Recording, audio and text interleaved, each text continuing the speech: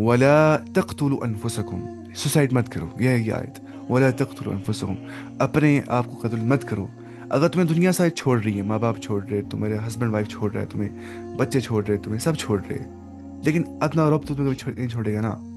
جس رب نے پیدا کر دیا ہے وہ، یہ بات یاد رکھو، ان اللہ کان بکم رحیما، بے شک رب تمہارے ساتھ رحم کا معاملہ کرنے والا ہے، تم پہ نہایت مہربان ہے، تو اس سے رحمت مانگو۔ جب کوئی ہوپ نہیں دکھ رہی ہوگی، کچھ نہیں دکھ رہا ہے، کوئی مدد اور کوئی خوشی نہیں دکھ رہی، تو صرف اللہ کی بارگاہ میں آ جاؤ اور اس سے رحم کے متلاشی بن جاؤ۔ اس سے مراد خودکشی بھی ہو سکتی ہے جو کبیرہ گناہ ہے، اور اس کا ارتکاب معصیت بھی ہے جو ہلاکت کا باعث ہے، اور کسی مسلمان کو قتل کرنا بھی، کیونکہ وہ بھی اس سے مراد ہے۔ تو مت کسی اور مسلمان کو قتل کر لو، کیوں مسلمان جسد واحد کی طرح ہے، ہم سارے ایک جسم ہیں، میں آپ ہم سارے ایک جسم ہیں، آپ مانیے۔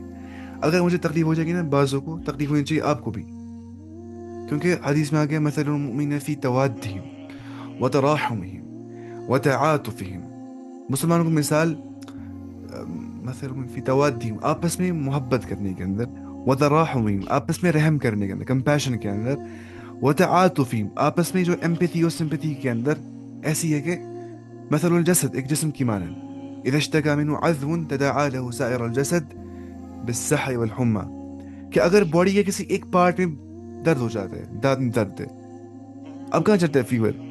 فیور چڑھتا ہے فل باڈی پہ، نہ کہ خالی دانت کو چڑھے گا فیور۔ مجھے ہو گیا فریکچر، ٹوٹ گیا ہڈی میری بازو کی، اب مجھے کہاں چڑھتا ہے فیور؟ پوری باڈی میں۔ تو ایسی اگر کوئی ایک مسلمان تکلیف کے اندر ہے، مجھے وہ اپنی تکلیف فیل ہونی چاہیے، اس کو بولتے ہیں ہمدردی۔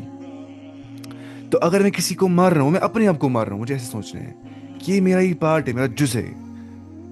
اور دیکھیں اسلام کتنی جو ہے وہ یونٹی سکھاتا ہے، کتنی جو ہے وہ سمپیتھی اور ایمپیتھی سکھاتا ہے۔ ایسی مثال کہیں آ سکتی ہے دنیا میں؟ کبھی بھی نہیں، کہیں بھی نہیں۔ تو قتل کرنا نہایت ہی بڑا گناہ ہے، مسلمان کو تو پتہ ہی قتل کرنا کتنا بڑا گناہ ہے۔ ایک کافر کو مارنا وداؤٹ ریزن، ایسا ہے کہ ایز اف اپنی ساری ہیومینٹی مار دی۔ اتنی زیادہ سیکریٹنس ایک انسان کی جان کی ہے اللہ کی نظر کے اندر، اندازہ کریے آپ اس بات پہ۔ اللہ تعالیٰ ہمیں پڑھنے سے زیادہ عمل کرنے کی توفیق عطا فرمائے۔